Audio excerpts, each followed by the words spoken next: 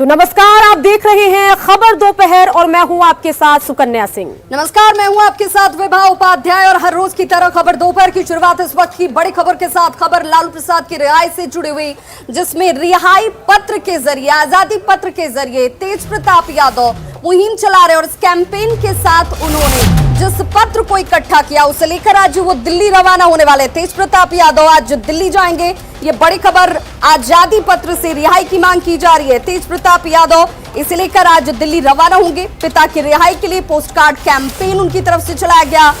तेज प्रताप ने post card अभियान की शुरुआत की है और राष्ट्रपति और सरकार से लालू प्रसाद को रिहा करने को लेकर तेज प्रताप गुहार लगाते हुए नजर आएंगे। दो तस्वीरें आपके टीवी स्क्रीन पर। पहली तस्वीर देखिए, वो तमाम पोस्ट कार्ड जो आपको इन कार्यकर्ताओं तेज प्रताप के हाथ में नजर आ रहा होगा। ये लालू प्रसाद के शुभचिंतक हैं, लालू प्रसाद के चाहने वाले हैं। और देखिए, अब तक सिर्फ शुभचिंतक लालू प्रसाद के पार्टी के लोग उनके लिए कैंपेन चला रहे थे, सोशल मीडिया पर कैंपेन चल रहे थे। लेकिन पहली बार लालू प्रसाद के परिवार के अंदर से तेज प्रताप यादव इस कैंपेन की शुरुआत करते हैं और आज की वो तारीख है, यानी आज इस तमाम पोस्ट कार्ड के साथ वो दिल्ली कूच करने वाले हैं, राष्ट्रपति से मुलाकात करने वाले हैं। हमारा पिता का कोई केस नहीं है, सब लोगों को पता है। अब बिहार के तमाम लोग, नौजवान लोग, महिला लोग, तमाम लोग जानते हैं कि किस तरीके से आदरणीय श्री लालू प्रसाद यादव जी को, जो गरीब गुरबा का आवाज इन्होंने बनने का काम किया और जन जन तक इसको पहुंचाने का काम किया, इस मुहिम को छेड़ने का काम किया। कई लोग, पूरे विरोधी लोग लगे थे कि इनको, अभी तक लगे हैं कि इनको पूरे तरीके से इनका साजिश किया जा रहा है और साजिश करके आज तक जेल में इनको बंधक बना करके रखा गया है। सब लोग अपना अपना जो भावना है सब उसमें प्रकट करने का उसमें काम करेंगे पत्र में, और सरकार से और राष्ट्रपति जी से, रामनाथ कोविंद जी से भी आग्रह करने का काम करेंगे हम लोग सब।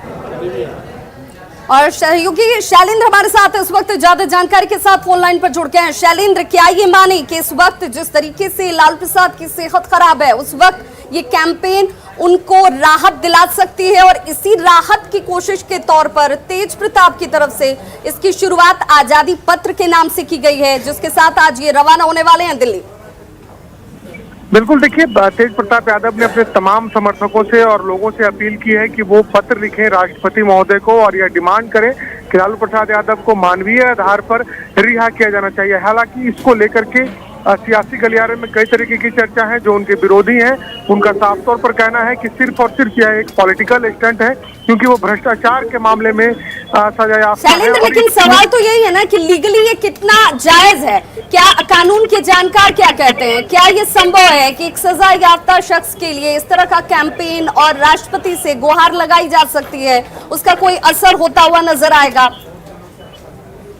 देखो, देखिए, कानून की जो जानकार है उनका साफ तौर पर कहना है कि न्यायालय में इस तरीके की कोई प्रक्रिया नहीं है, लेकिन राष्ट्रपति के पास वो जाना चाहते हैं, वहां से क्या जवाब मिलता है वो बात की बात है। लेकिन फिलहाल लालू प्रसाद यादव भ्रष्टाचार के मामले में दोषी पाए गए हैं, जिसके बाद उन पर कार्रवाई की गई है और फिलहाल इस तरीके की कहीं कोई बात नहीं है।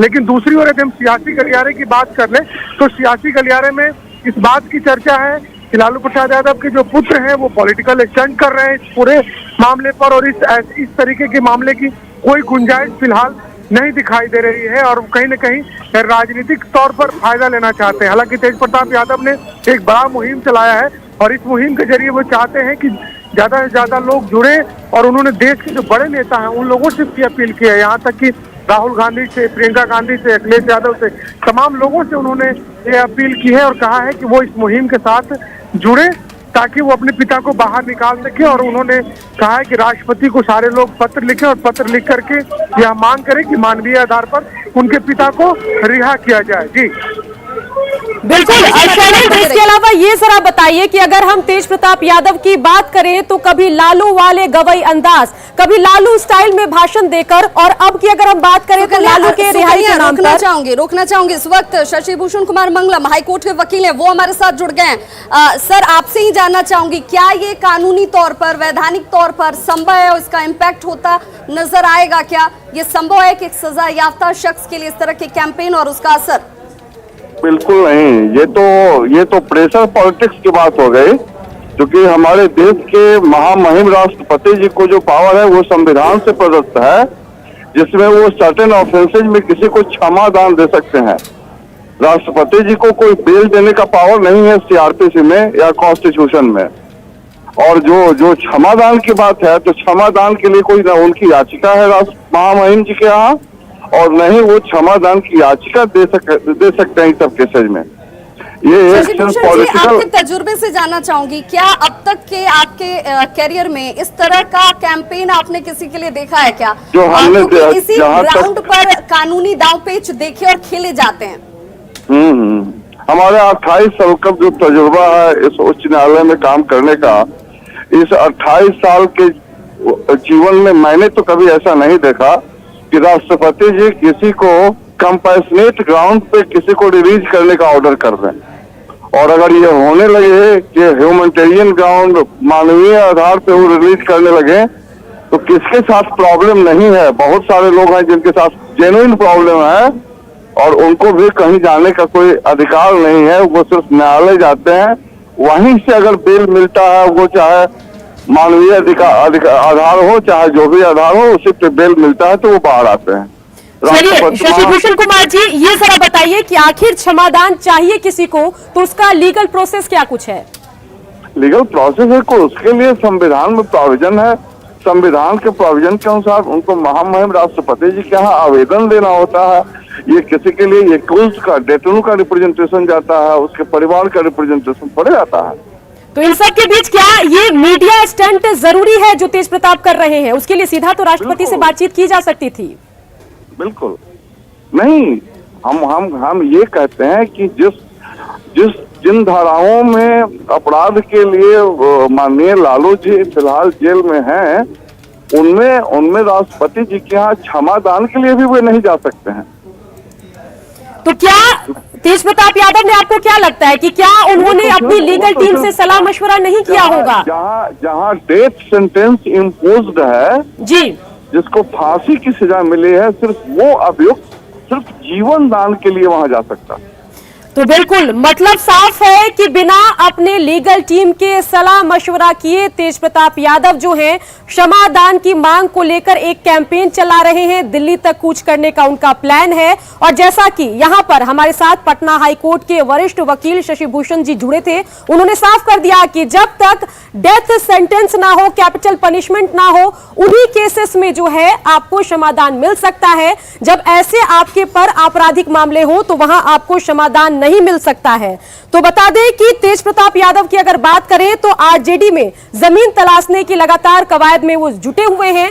नंबर 1 तो छोड़िए, दूसरे तीसरे नंबर के भी नेता में उनकी गिनती नहीं होती है। और ऐसे में एक बार फिर से लालू के नाम पर अपनी सियासी जमीन की तलाश में जुटे हैं तेज प्रताप यादव। देखना होगा कि उनको कितनी सफलता मिलती है। बिल्कुल, और सहयोगी शैलेंद्र लगातार हमारे साथ जुड़े हुए हैं। शैलेंद्र, आपने भी सुना होगा लीगल एस्पेक्ट इसके क्या हैं, और ऐसे में इसकी कोई संभावना, कोई गुंजाइश नजर नहीं आती है। तो क्या ये माना जाए कि सिर्फ और सिर्फ कोरी सियासत की जा रही है और इससे पार्टी का हित सदने की बजाय पार्टी की किरकिरी ही ज्यादा होती नजर आएगी? लालू प्रसाद की छवि जननेता के तौर पर रही है, लेकिन उसी जननेता के जनमानस में पैठ का इस्तेमाल इस वक्त तेज प्रताप कर रहे हैं।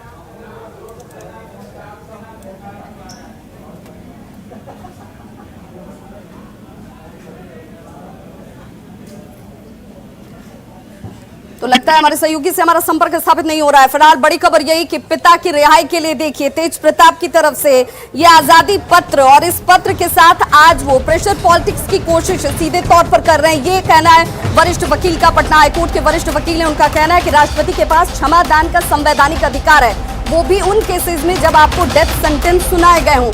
लेकिन इस तरह के मामलों में जहां पर किसी को सजा याफ्ता घोषित किया गया हो, दोषी करार दिया गया हो, जेल में सजा काट रहे हो, और ऐसे में उनके लिए बेल के लिए या क्षमा के लिए राष्ट्रपति के पास पहुंचने का कोई औचित्य नहीं है और कानूनी विधान भी इसे लेकर कहीं से कोई नजर नहीं आता। तो चलिए बात करते हैं